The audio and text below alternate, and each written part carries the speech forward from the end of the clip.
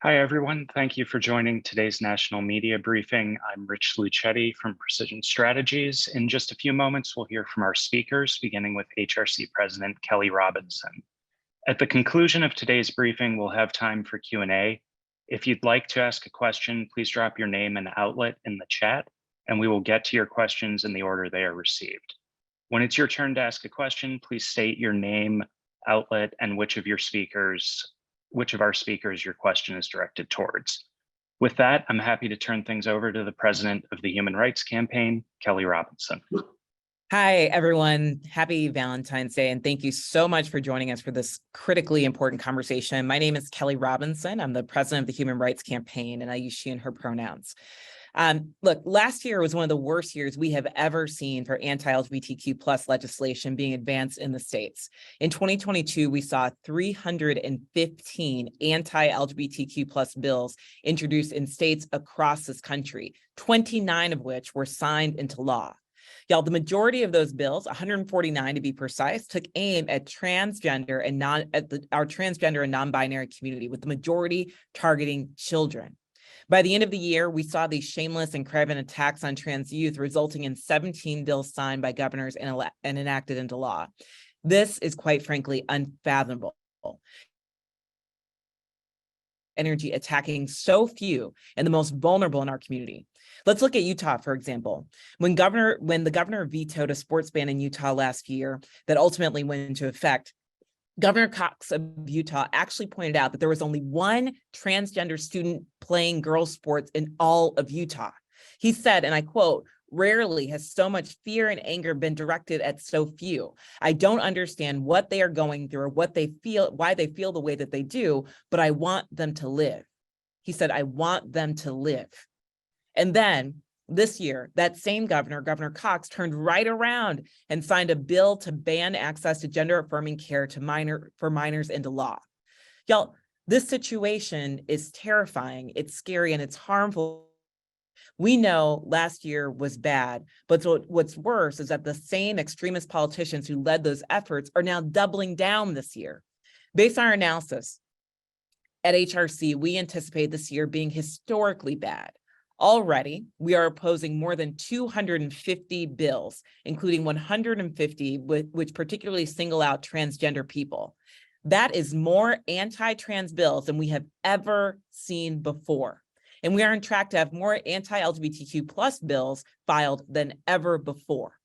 We're seeing continued attacks on gender-affirming care, with more than 90 bills in at least 24 states, and they are moving fast.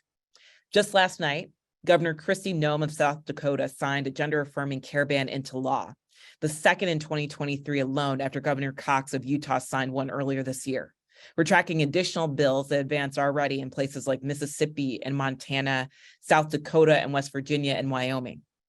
We're also seeing more curriculum censorship bills, similar to Florida's controversial Don't Say Gay or Trans law, moving in North Carolina and Tennessee, among other places. In addition, we're seeing a resurgence of bathroom bills, the most famous example of which was, of course, North Carolina's HB 2 that garnered international backlash. We're monitoring these bathroom bills in Arkansas and Idaho this week alone. And we are seeing new kinds of bills that would limit drag shows in places like Tennessee or prevent educators from using a student's preferred pronouns in places like Utah. These are states that are facing real crises. We're talking about Mississippi, North Carolina, South Dakota, South Carolina, Tennessee, and Texas, places that have all denied Medicaid expansion, and many that are cutting off abortion access. We're talking about places like Texas, where the electric grid is failing. Mississippi is a state that ranks second to last for public education. These states, they're spending their energy attacking trans youth and attacking the LGBT should truly be focusing on the needs of their constituents, not attacking a small minority of folks who need care and need the support of us more than ever. But what we know is true is at their core, so many of these bills aren't about protecting our communities. What these bills are doing is preventing parents from deciding what is best for their children's health, and injecting politicians into medical decisions that should be up to parents and medical professionals. To say that the LGBTQ+ community is facing a crisis is an understatement. These bills and the hateful rhetoric that accompanies them, they seek to punish us, to silence us, and ultimately to erase our very being. And the people that are coming for us, the people that are coming for LGBTQ plus rights are the same people that are coming for reproductive rights, for voting rights. They don't want to just set back the progress of the last 40 years, but the progress of the last 400. We are here today because we are ready to take these extremists head on. We know that these attacks are being pushed by a small minority of politicians seeking to outdo each other as they work to re-energize their far-right and radical base. These attacks are not representative of the broader public sentiment or agenda. In fact, the public is with us. It's why that so-called red wave never materialized in November. It's why the 2022 midterms showed us that attacking school curriculums, attacking gender-affirming care, attacking drag shows are not politically salient. They are a dud. We know that we've got anti-LGBTQ plus groups like American First Legal and American Principles Project that are pouring tens of millions of dollars into advertising and mailers across the country. But we also know that these investments are falling flat because we saw that nearly all of their supported candidates lost their bids for elected office, including people like Tudor Dixon, who pushed anti-trans rhetoric in the days before the pro-equality Governor Whitmer won at the polls. You know, I was actually just in Michigan last week where I joined advocates and lawmakers at the Michigan State Senate office to discuss the Elliott Larson Civil Rights Act and amendments, which would modernize Michigan's civil rights laws by including explicit protections for sexual orientation and gender identity into Michigan law. The bill passed out of committee last week and is anticipated to pass the state Senate this week. And instead of turning Michigan into the new breeding ground for radicals and extremists, what happened there was proof positive that when voters make their voices heard, change can happen. It's because of the results in Michigan, because of people standing up and standing against the extremism, anti-LGBTQ plus rhetoric and hateful policies, that now we are seeing historic legislation move, legislation that will advance LGBTQ plus equality in Michigan. You would think that extremists would have heeded the will of voters in November and found a new playbook, but as we see in states across the country, it is simply not the case. They are not taking their foot off the gas. So guess what? Neither are we. Last year, we came together to defeat 91% of the anti-LGBTQ plus bills that extremists tried to push through state legislatures across this country. And this year, we are going to do it again. We see how hateful rhetoric and disinformation about who we are and what we stand for ultimately can translate into real-world violence, real-world harm for our people. We saw that in the aftermath of the Club Q shooting in Colorado. So this year, we're holding our politicians to account. We're ensuring that these anti-LGBTQ plus extremists who are doubling down on a political agenda do not win. We are ensuring that we show them that we are greater than all of their hate. We have the public on our side. We have the strategy on our side, and we have our lives on the line. That's why we're gathered here today to talk about what we're going to do to fight back. Next, I'd like to hand the virtual mic to Kate Oakley, the State Legislature Counsel for the Human Rights Campaign. Thank you, Kelly. And I'm just going to add a few more points before I pass it along to the next speaker. And I want to emphasize something that Kelly just said. Last year, we had 315 anti-equality bills that were introduced in state legislatures around the country. Of those, 29 were signed into law, which means that we had a 91% success rate in beating back this legislation. Nothing short of 100% success rate is good enough, to be clear. And we want 100% success rate, and we're going to work toward a 100% success rate. And yet, in the meantime, I do think it's important to acknowledge that as terrible as these attacks are and as relentless as they feel, that we actually have been able to push back and have some success in state legislatures. I also want to say that 2023 is shaping up to be historically bad. Kelly shared some of this with you, but so far we're at 340 bad bills introduced across the country, including the most anti-transgender bills ever filed. So of course, bills that are impacting the entirety of the LGBTQ community, those are largely also going to impact trans folks. When we say anti-transgender, we mean these bills are specifically targeting transgender people for harm.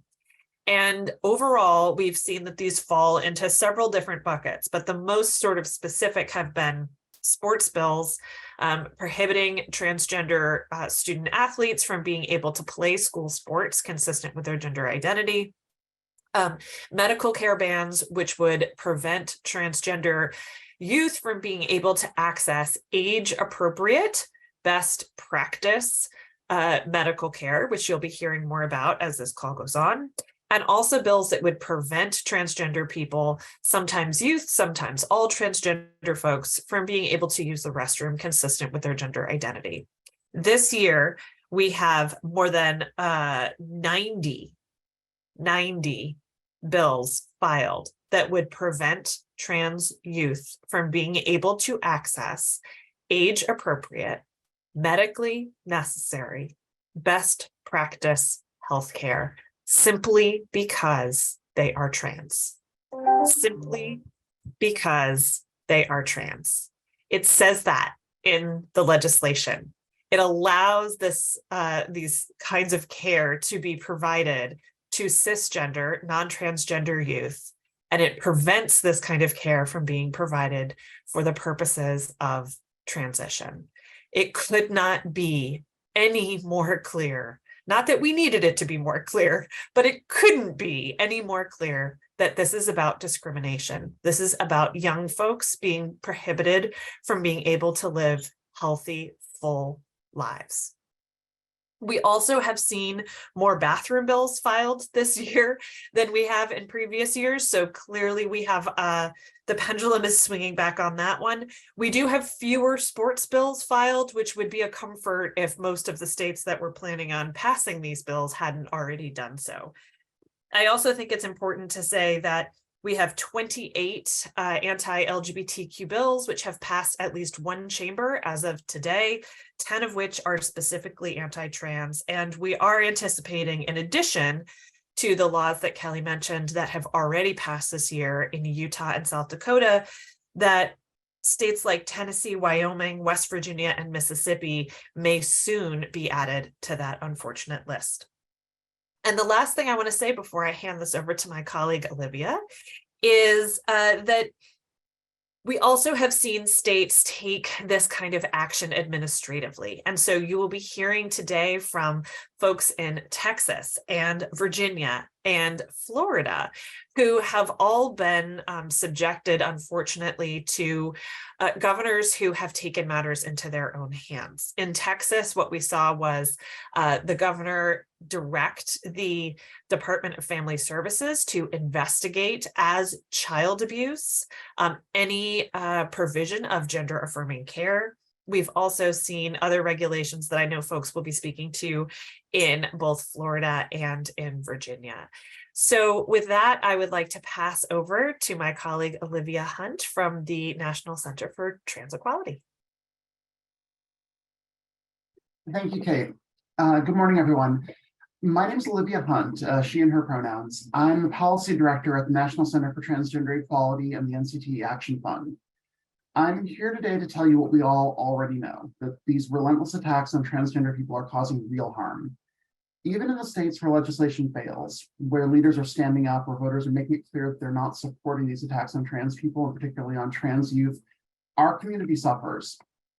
Our friends at the Trevor Project surveyed LGBTQ youth late last year. They do a survey, I think nearly every year, and the numbers are frightening and they're tragic. The most recent survey showed that 86% of trans youth said that all the political debates around their lives, all the political debates around anti-trans bills have hurt their mental health. That's 86%. Nearly 50% said that they've been cyberbullied as a result of these policies and these proposed laws. And 1 in 3 reported that they don't feel safe to go to the doctor or hospital when they're sick or injured anymore. 75% of all LGBTQ youth say that hate crimes and threats of violence give them this kind of stress and anxiety. And that's not surprising because they're kids trying to live their lives. Every single day, trans youth are facing the threat of harassment, of discrimination and violence, and that's all made worse when some politicians and other public figures are targeting them in the hopes of gaining or holding on to political power. They're stoking fear and misunderstanding in our communities, and trans kids, the entire trans and non-binary community, pay the price. Trans youth are making their way through an already difficult world where they're trying to understand who they are and how they can live their lives. And on that journey, they're vulnerable and they deserve the love, respect, and support of their communities. Instead, they're portrayed as someone to be feared, controlled, or erased. And here's what we know for sure, though. Politicians might be able to attack our communities. They can ban trans students from playing sports, denying us life-saving care, threaten to turn our schools into unsafe places for trans students, but they're not going to be able to make us not exist. It's the worst of politics, it's the worst of governance when those with power use it to target vulnerable people, and especially children, and to question their very right to exist. The harm is real, but trans people, and especially trans youth, belong. We're going to work every day along with our allies, our friends, and our families to protect our community and ensure that we have a place here. And I apologize profusely. I know I was handed off, but that tab is locked up on my computer, so I'm not sure who is our next speaker. That's all right, Olivia. Our next speaker is Florida State Senator Chevron Jones. Senator. Good morning, everyone. It's definitely good to be here with all of you. My name is Chevron Jones. My pronouns are he, him, his, and I'm just so happy to be here with you all today. I want to remind you all that it is 2023, but we have seen over the last few years, from what we've seen, you would think that it's the 1960s, a time where our community didn't have the right to marry. Or to be able to share these type of stories that we're talking about today. And yes, I am from the state of Florida, and the recent Florida legislative sessions have created more challenges than solutions. I have a Governor DeSantis, and legislative leaders prioritize making it harder for the people to have their voices heard, both during the legislative work and for years to come. Initiatives passed by the legislature include those that criminalize peaceful protests, usurp local control, embolden vigilante violence, make it harder to cast your ballot in future elections, make it harder for people to propose amendments to the state constitution, and then eliminate the ability for transgender women and girls to participate in sports that match their gender identity. Doesn't sound like 2023 to me, it sounds like 1963. Recently, we marked 6 years since the tragic shooting at Pulse nightclub that left 40 mostly LGBTQ people of color dead. Remembrance comes amidst unprecedented backlash against LGBTQ Floridians led by Governor Ron DeSantis. Governor DeSantis and the GOP leaders here in Florida have shown their true colors, from putting the target on the backs of transgender and non-binary kids by signing the first anti-LGBTQ bill in 24 years to vetoing all LGBTQ program-specific funding from the state budget. These acts of cruelty were timed intentionally as we marked the beginning of Pride Month, just days before the world commemorates 6 years since Pulse. We won't forget this, and we can't forget this. And we have to renew our commitment to the 49 victims of Pulse to honor them with action by fighting against the same type of anti-LGBTQ hatred and bigotry that leads to violence against our community. It's 2023, y'all, not 1963. At a time when hate-motivated violence is on the rise, these callous attacks on the LGBTQ community by lawmakers in the majority are aimed at the most vulnerable and the most marginalized. It's a shame that as myself, as a Black man, and as a gay Black man in the state of Florida, that I have to legitimize myself to even being here in this state of amongst the 22 million people to let them know that I too matter. On June 1st, Governor DeSantis flanked by aggrieved athletes imported from Connecticut and sponsors of anti-trans legislation that was openly tabled due to intense public outcry, signed a ban on trans kids in middle, high school, and college sports. This despite Florida's established policy regarding transgender sports participation having resulted in 0 issues or concerns over 8 years. In ongoing far-right culture war, the governor and lawmakers turned transgender kids, our state's most vulnerable population, into political football. even looking at what just happened just last week amongst the Board of Medicine.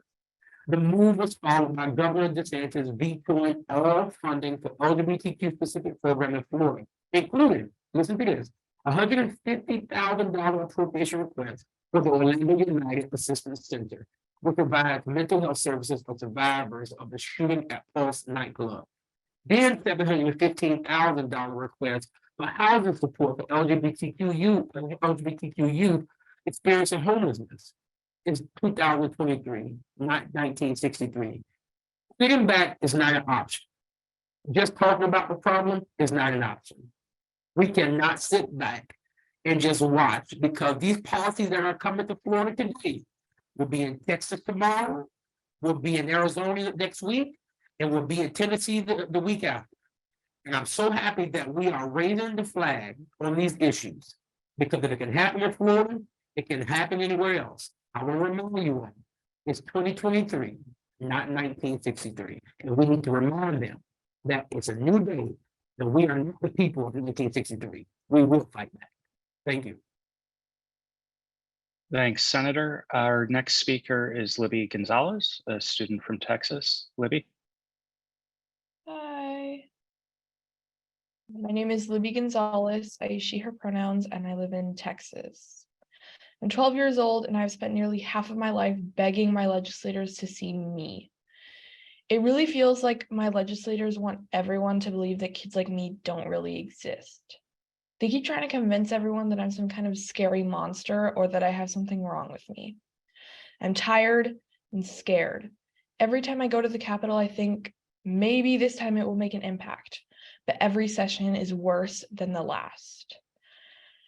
The people in our government, the people leading our government should want every kid to have a great childhood.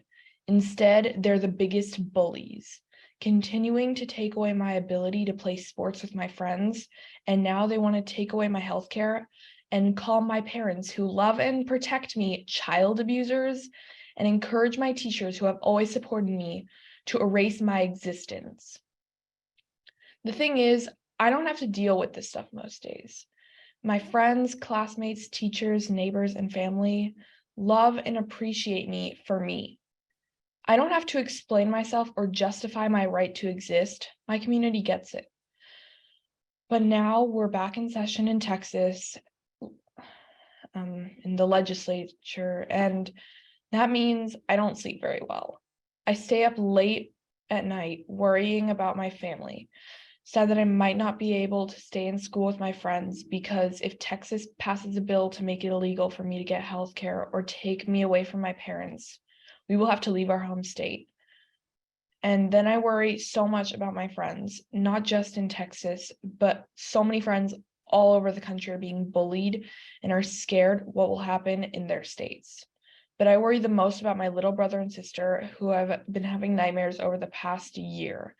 2 mornings ago, my 8-year-old brother woke up crying because he had another nightmare that he got taken away from our family. I'm just a kid. I'm sick of begging for permission to simply be me. I've got problems in this state, but I'm not one of them. I am going to keep doing what I love: drawing, reading, going to school, sewing, and running. I just want my lawmakers to get out of my way and let me be who I am. Thank you. Thanks, Libby. Our next speaker is Kelly Carter Merrill from Virginia. Thank you. So we've been fighting for our child's right to a safe and public education for the past 3 years, and it's exhausting and stressful to manage on top of an already difficult life journey. Overwhelmingly, most people in our community in Hanover County have been loving and accepting of our son's journey. It makes sense to our neighbors who know us. They saw the positive shift in his life after he came out. And most people in our community support policies that would protect him in school, but a minority of anti-trans extremists in our community feel emboldened by the national rhetoric to bring vile and often violent rhetoric to our school board meetings. All we want is for our child to be treated with dignity and respect at school. And while our child has found supportive friends, teachers, and activities at school, the anti-trans rhetoric is seeping into his school experience. My son's school board contracted with ADF, a hate group, to write the current policy that governs my son's school. A fellow student recently brought Bibles to school and threw them at our son while yelling at him that he will burn in hell. And of course, this impacts our child. And just when he needs support the most, the school board ordered that all safe space stickers be removed from the schools. So either these school officials don't believe us when we explain the elevated suicide rates for trans kids, or worse, maybe they do, and this is their intention. The governor's parents' rights slogan is deceitful. It excludes our right to parent our child in the way that every professional advises that we do. The governor's proposed anti-trans school policy will give more rights to parents who are not supportive than those who are. The policy would allow students and teachers to misgender our child in the name of free speech. And such an environment is incredibly unsafe for kids like mine.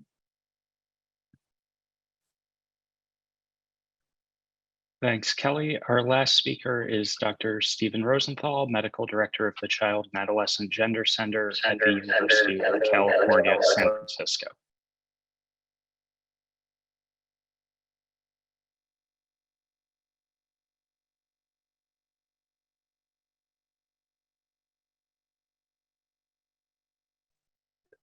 Can you hear me okay? I'm having some. Yep, we can hear you. Are you able to hear me okay? Yes, okay, thank you. Thank you for the opportunity to participate in this briefing. So yes, I am a pediatric endocrinologist at University of California, San Francisco, where I'm one of the co-founders and serve as the medical director of our interdisciplinary child and adolescent gender center. And I certainly, as a medical provider, am deeply moved by everything that I've heard, but also very much inspired.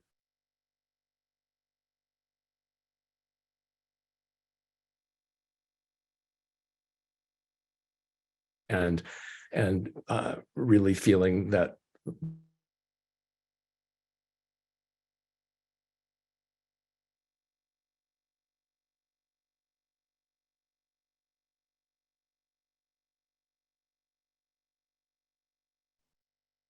think we might have lost Dr. Rosenthal. Can you hear me? I'm sorry, this is really yes, not a great we can connection. hear you now. Okay. All right. So anyway, I'd like to basically just start by saying what is gender affirming care that so much of this legal noise is about. The underlying principle first of gender affirming care is that every individual is entitled to live in the gender that is most authentic to them. Gender affirming gender affirming care includes both emotional support. It should be very clear that for children, anyone that has not yet reached the age of puberty, there is no consideration of any kind of medical interventions. For a prepubertal child,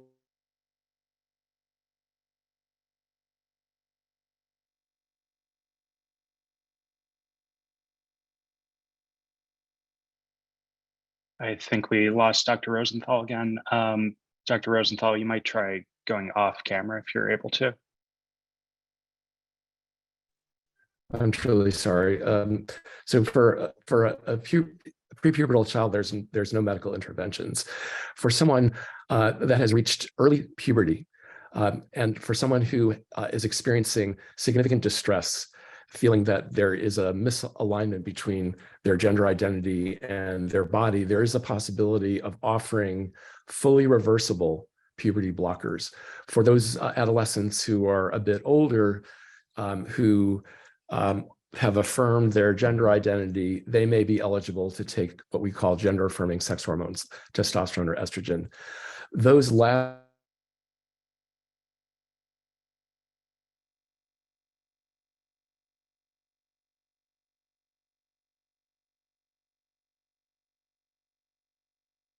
result in typically irreversible changes, but such medications are never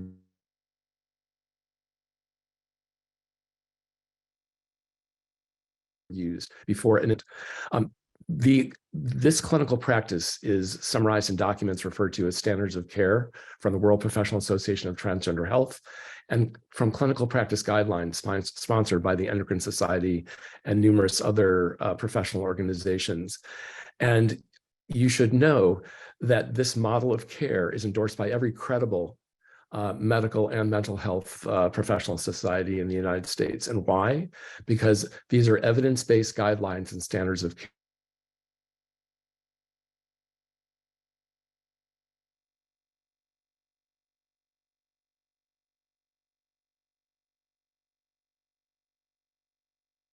project showing that access to gender affirming hormones significantly decreases anxiety and suicide. And I'm very proud to be a co-author in a very recently published study just about 3.5 weeks ago in the New England Journal of Medicine that basically summarizes the mental health impact of gender affirming care in the largest prospective observational study in the United States carried out across 4 medical centers in geographically diverse portions.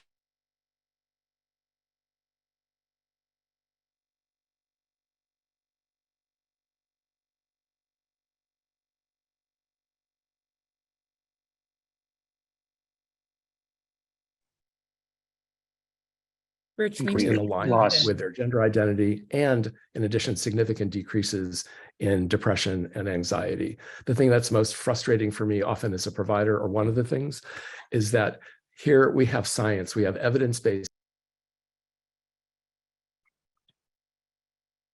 Dr. Rosenthal, I'm so sorry. We're having you're breaking up quite a lot. Maybe we can send around. We have science, we have evidence-based medicine, and this seems to be Dr. ignored. Rosenthal, do you want to try taking your camera off? Which really underscores the whole idea that what they are proposing is not based on science. Dr. Rosenthal, can you hear us? I don't want to say the word that I think it is based on, but as with every complex medical condition, and by the way, Dr. Rosenthal, can you hear us? It might be helpful if you could turn your camera off.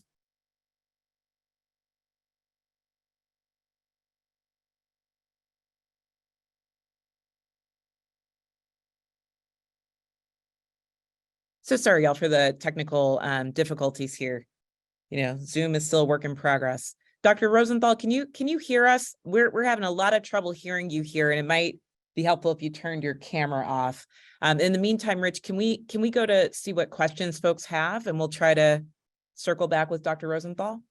Absolutely, Kelly. Our first question is from Christiana Lilly at South Florida Gay News. Christiana.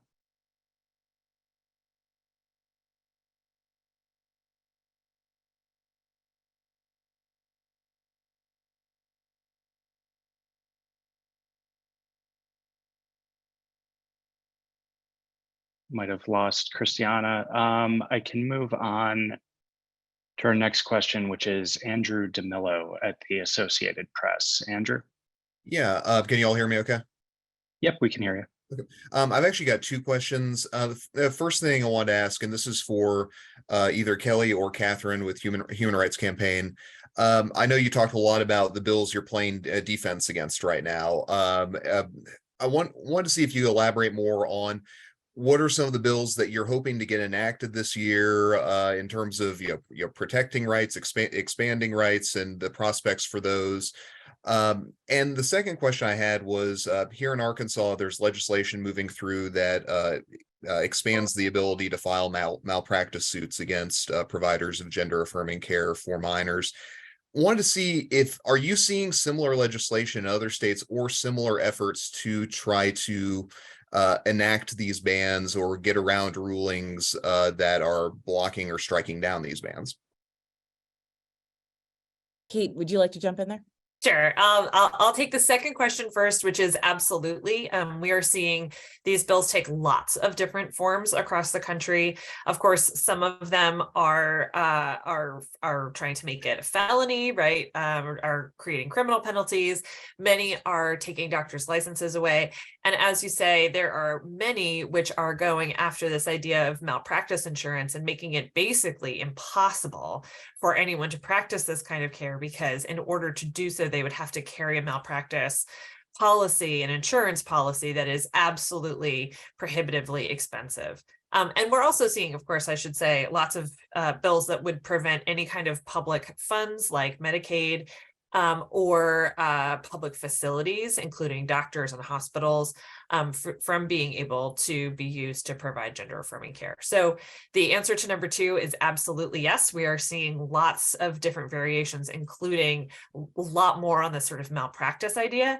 I will say lots of variations. That's really only in the remedies. The bills are astonishingly similar overall. There are very few variations from bill to bill, and that is because these bills are coming from national organizations whose purpose is to harm LGBTQ people. This has been their purpose. We're talking about the Alliance Defending Freedom, which Kelly mentioned, which is has been designated as a hate group by the Southern Poverty Law Center. They're Matthew Shepard hate crime deniers. They advocate for the execution of gay people abroad. And here in the United States, they are one of the primary sources of anti-LGBTQ legislation. And they do that in conjunction with the Family Policy Alliance and the Heritage Foundation. So we know that's where these bills are coming from. That's why they are largely so similar, although as I said, the remedies are different. And then Andrew, to your first question, there are two bills in particular that I would say that HRC is really excited about. Kelly mentioned one of them. She was on the ground in Michigan this week, and she may have more that she wants to say about that. But this is, of course, amending the Elliott Larson Civil Rights Act, which is a wonderfully strong state non-discrimination law, and amending that to explicitly include sexual orientation and gender identity, which is a process that has an effort that has been decades long, and it is really, truly exciting to see that be moving forward as it is right now. We're also really hopeful about a conversion therapy bill that we've been working on in Minnesota alongside Outfront Minnesota and colleagues there. So there are good things that are happening. They are good things that are happening. And those are just two examples, but it is really hard. I mentioned on the top of the call, a 91% is a good score for a math test. And it's definitely a good moment for us to stop and take stock of how the work that we are doing is effective. And that 9%, man, hurts so bad. And so we do put a lot of time and energy into talking about that 9%. Part of that is because what we are seeing is not normal. And I think it's so important to emphasize that this is completely new ground since 2015, this idea that we are constantly on defense, and that we are on defense in this way that is so incredibly overwhelming and aggressive. That is because these national groups have latched on to LGBTQ issues as being something that they think will serve that they think they can sell to the legislators they're working with as something that will help them get through the primaries, which, because we have so much gerrymandering, is often the only election that matters. As Kelly mentioned, we know that these bills do not sit well with the general electorate. But for most of these legislators, the general electorate is not their target demo. It is, unfortunately, trying to get through a Republican primary. And so they are trying to activate those most radical, extreme voters. Those are the only people who are motivated by these bills.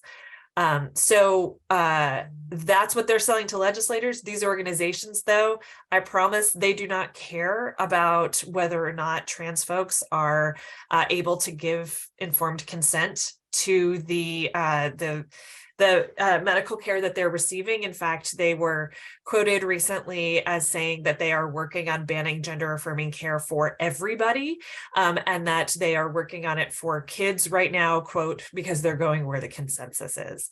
And we know that that makes sense. These are the same folks that before that were pushing on sports, and before that we're pushing on bathrooms, and before that we're trying to prevent marriage, and before that we're trying to make it criminal for same-sex folks to be in relationships. So, you know, these are folks whose primary goal is to pull back on LGBTQ equality, and right now they're focused on trans kids because they think that's where they can be successful. They think that's where they can get legislators to support the work, but they will come at us in whatever way, shape, or form they find to be the biggest entryway. So that's why we spend so much time talking about the bad stuff, even though there is good stuff, of course, which is wonderful. Thanks so much, Kate. Our next question comes from Ben Ryan. Ben? Hi, I'm Ben Ryan, independent journalist. I write for NBC and The Times and other places. I'm curious to hear people's reaction to the recent press coverage by the New York Times and by Reuters about gender affirming care for minors, as well as the essay that came out in the Bari Weiss's Free Press last week from the caseworker in Missouri, you know, the quote unquote whistleblower, talking about her work with gender affirming care in that clinic in University of Missouri. I think it was Washington University. I can jump in there, and maybe Dr. Rosenthal wants to try to jump in too. Look, we are very troubled by the anti-trans bias and coverage from mainstream media outlets, particularly the Times. They have gone out of their way to question the credible medical organizations in this country who are supporting gender affirming care. And I want to say that again, that gender affirming care is supported by every credible medical organization, including the American Medical Association, Medical Psychiatric Association, American Academy of Pediatricians, and more.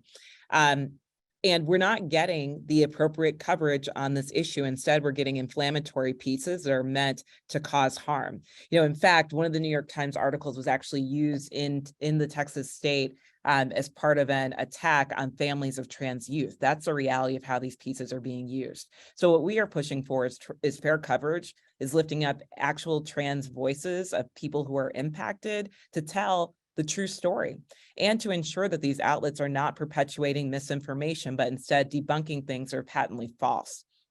And I think the same is true about Missouri. I don't have all the details of that state and that story, but what I do know is we're looking at the science here.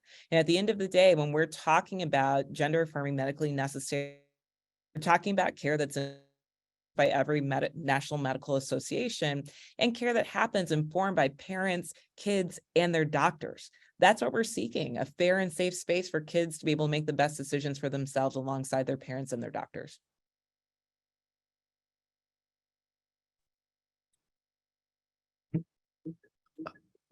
Yeah, this is Steve Rosenthal. I do apologize for the audio and visual connection issues. Yes, I completely agree with everything that Kelly has said. I don't have anything specific to add.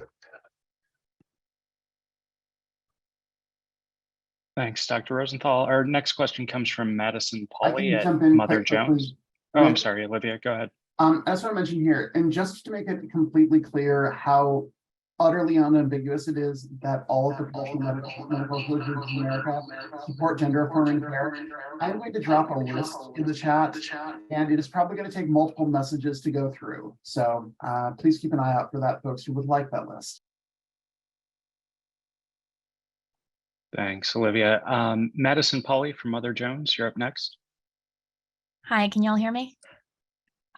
So Kate already answered this question in part, but I was wondering if you could share more detail about the coordination and strategy behind this wave of legislation, specifically against gender affirming care from groups including the Alliance Defending Freedom, and also speak about the link between that group and others like it and doctors groups like the American College of Pediatricians, who shows up testifying for a lot of these bills in many states.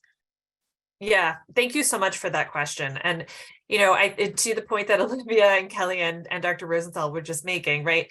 I think It is really important to say that the American Academy of Pediatrics, which if you have a pediatrician, your pediatrician is probably a member of the American Academy of Pediatrics. Mine is, I checked.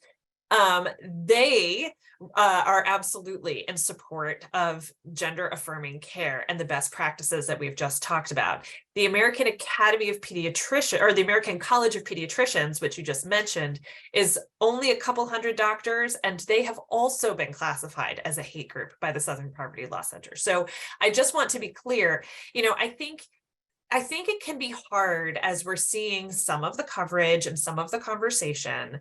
I think it can be hard because a good faith person, a person who's coming to this in good faith, but doesn't have a lot of information on gender affirming care, might be under the impression that whether to provide gender affirming care is controversial.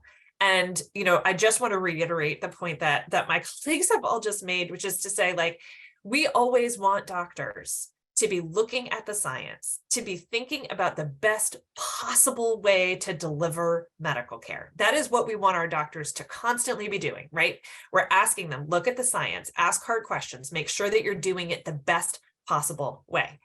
And so the analogy that I would offer here is that if you have cancer, right, you're going to be talking to your doctor, and your doctor, you're going to want them to be an expert on the best way to deliver chemotherapy to you to save your life, right?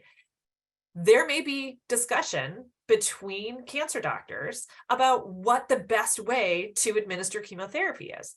That doesn't mean they don't all believe you should have chemotherapy, right? And I think that is the conversation that has gotten sort of muddled here, right? Which is that there are experts in this field like Dr. Rosenthal, right, who are constantly looking at the science and are constantly working on trying to make sure that the delivery of this medicine is its absolute best. And that conversation should never be conflated with the question of whether or not the care is worth providing. And so if you're going to have folks out there who are going to be contrary to the science, who are going to be driven by an anti-LGBTQ ideology, and they're going to be raising their hands and saying that they're experts on this, despite not being fluent in the science, despite absolutely be going against the absolute consensus of the American Medical Academy, right? To Olivia's point, right, the list of folks who support this care is not only long, those are the people who know what they're talking about. And then you have on the other side, hate groups. And so when we're talking about Alliance Defending Freedom and Heritage Foundation and the Family Policy Council, these are who we know are not interested in the best practice care for trans kids. What they have in common over the course of all of this legislative session is that they've been looking at lots of different kinds of legislation that would discriminate against people, LGBTQ people, in different ways, right? That is what they care about, is discriminating against LGBTQ people. They didn't care about women's sports. Other than that, it allowed them to try to target trans kids. I care about women's sports. They don't care about women's sports. They don't care about violence against women. They cared about that for exactly as long as it took them to be able to talk about sexual assault in bathrooms. They don't care about gender affirming healthcare for kids. They care about that only insofar as it could help try to make it harder for trans kids to thrive. And the absolute worst thing that happened right now would be shutting down those kids' access to that care, shutting down the research, shutting down what these families need. Imagine doing that with chemotherapy. You never would, right? The only reason we're even entertaining this conversation is because it's about trans kids. Dr. Rosenthal, do you have anything you want to add to that? I did want to add one thing, and I'm on my phone now, so hopefully this is going to be a little bit better. And I apologize if I missed it with the connection problems, but this is obviously doesn't rise to the same level of concern as everything else we've talked about in terms of the impact that all of this has on our kids, on families, et cetera. But there's also an aspect that involves criminalization of medical providers. And this is tough. There have been bomb threats at least 2 children's hospitals, including ours. There is a lot of misinformation that seems to be the basis of targets towards providers. And that's another extremely stressful and unpleasant aspect of all of this. There's a lot of effort that has to be made between medical providers and the public interfacing aspect of our work, so that we can make sure that we're able to continue to provide the resources and to do it in a way so that the information about these resources and the resources themselves are accessible to those that need them, but also to have to be investing all this energy in how do we protect the people that work in the clinics, not just the medical providers, but the people that may be involved in a very negative way as a consequence of being part of the team. And that is an extremely horrible aspect of all of this. Can I just add one thing really quick? Because I don't want us to get off, to leave here and not acknowledge this and call this out.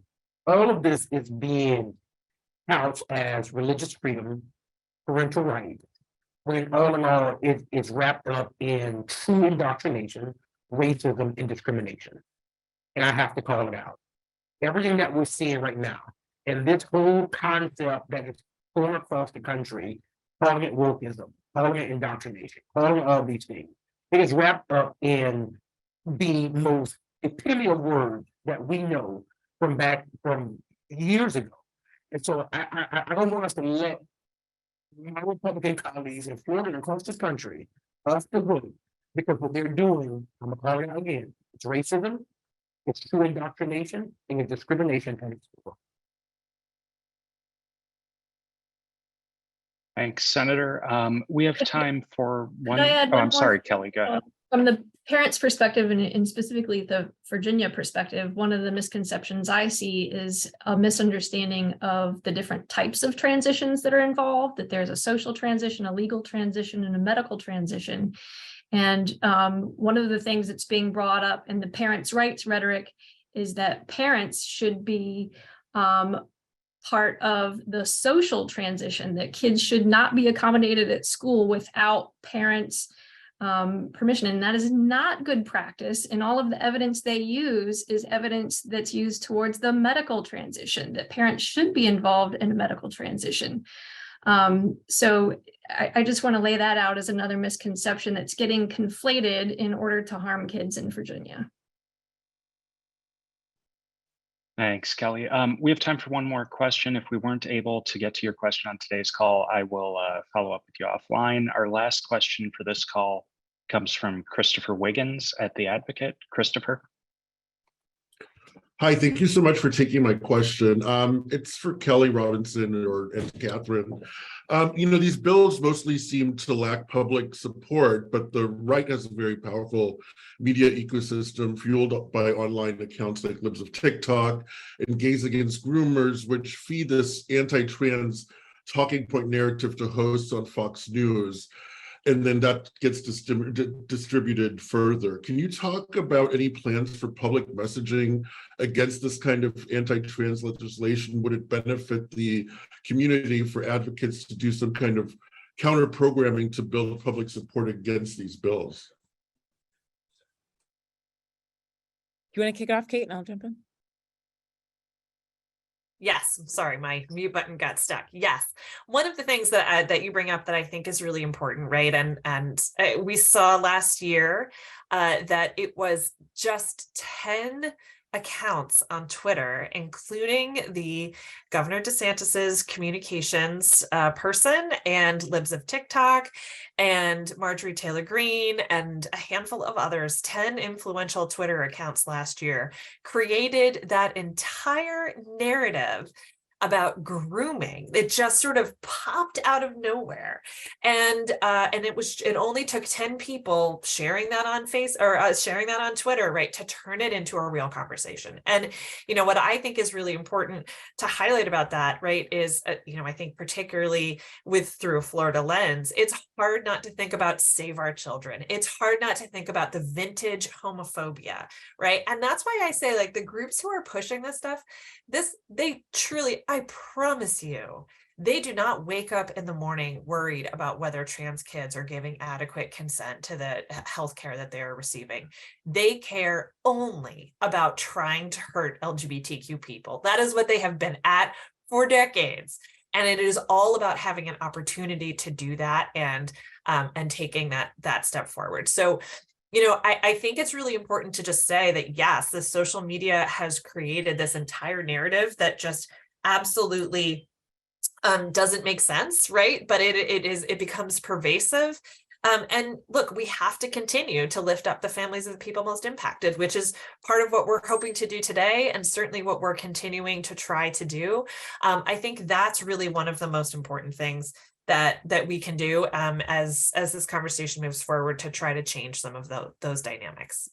Yeah, the only thing I would add is this is a moral crisis. This just isn't who we are as Americans and speaks to our values overall.